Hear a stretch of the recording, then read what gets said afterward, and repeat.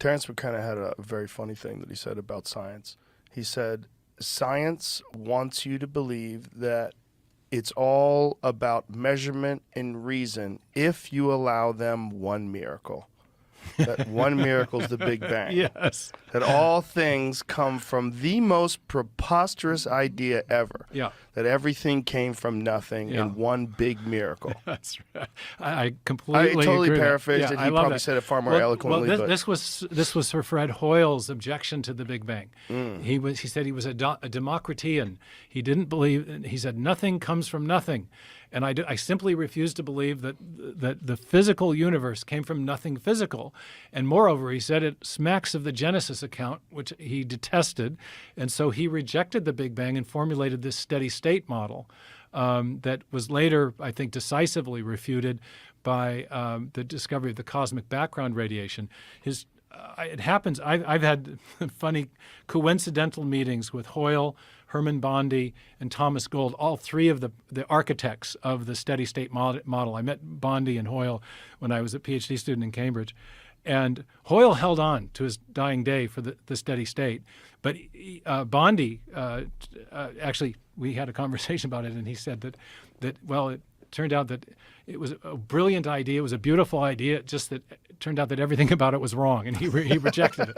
So, but later, Hoyle had his own conversion to a kind of quasi-theistic worldview because of his discovery of the fine-tuning parameters. But the point is that the materialists did not expect to have this evidence from the beginning. Hoyle thought that the laws of physics were the first law of conservation of matter and energy.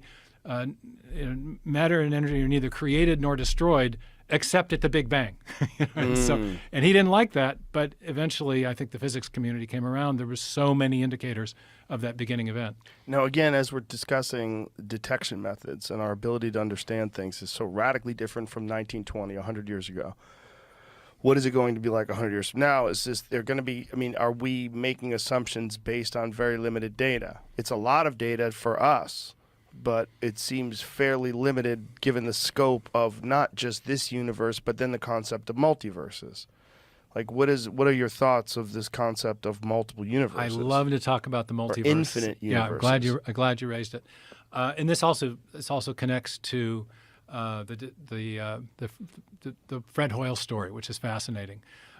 Again, with the proviso, science is necessarily provisional, and we always have to be open to new data. Right. But the trend lines, I think, are the things that are really interesting. So there's this Hoyle's. Let's start with Hoyle, and then we'll get to multiverse. Okay. So Hoyle is great astrophysicist. He's thinking about carbon, and he realizes that carbon has this unique property of being able to make long chain-like molecules, and long chain-like molecules, therefore, are capable of storing information, and we need information to build specified structures, in particular living systems. So he's trying to explain the abundance of carbon in the universe, and he thinks of 4 or 5 different ways that won't work, and finally he comes up with a way that would work. And long story short, it turns out for that way of building carbon chemically to work, it has to do with combining simpler what are called nucleons, smaller atoms to get the carbon molecule. There has to be a special resonance level for the carbon molecule, special way it sings. It has a certain energy level that causes it to sing at a certain frequency. Turns out the frequency he predicts, which would be necessary to explain the origin of carbon in the universe, exists within a particular form of carbon. And they determined this at Caltech. But then that turns out to be the tip of a deeper iceberg of a whole series of other things in the universe that would have to be just right to make this formation of carbon possible. The gravitational force would have to, inside stars, the gravity couldn't be too strong, too weak. The electromagnetic force couldn't be too strong or too weak. The ratio between them couldn't be too strong or too weak. Everything fell in this sweet spot, this kind of Goldilocks zone, where, and we now call this the phenomenon of fine tuning. that there are multiple parameters in the universe that fall within these very narrow tolerances, outside of which not only life would be impossible, but stable galaxies and even basic chemistry would be impossible. And so that is to say, even to get the evolutionary process going, you would have to have all these beautifully finely tuned parameters in place. And so Hoyle starts having a rethink about this, and he's a staunch atheist, scientific atheist materialist, but he ends up concluding that fine-tuning points to some kind of a fine-tuner. And he's quoted as saying that the best data we have suggests that a super intellect has monkeyed with physics and chemistry in order to make life possible. And so he moves to this sort of rudimentary theistic position in his philosophy or his worldview. Now, a lot of other physicists have come to the same conclusion. Sir John Polkinghorne, great Cambridge physicist, had a late-in-life conversion, religious conversion, that was partially predicated on his awareness as a physicist of the evidence for the universe as a setup job, the Goldilocks universe, as some physicists have called it. So that's kind of, as Hoyle said, a kind of common sense interpretation.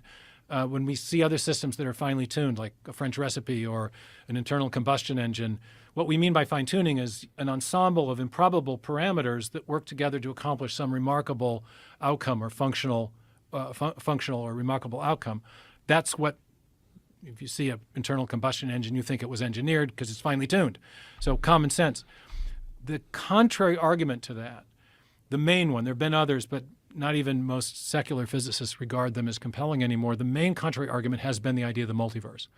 That, yes, our universe has this array of jointly improbable parameters that are in that sweet spot, but we just happen to be the lucky one because there's a gabillion other universes out there, and with different combinations of the laws and constants of physics and different initial conditions at the beginning of those universes.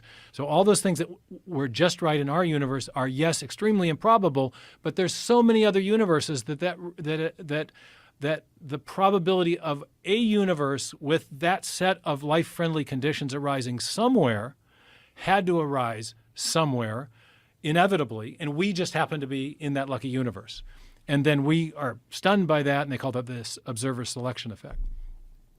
So that's superficially an equally plausible explanation to the fine-tuner argument. And a lot of physicists have told me that they regard the two as a wash. You can believe in a fine-tuner, or you could believe in a multiverse. I think the fine-tuner, we'll call it theistic design argument, provides a better overall explanation.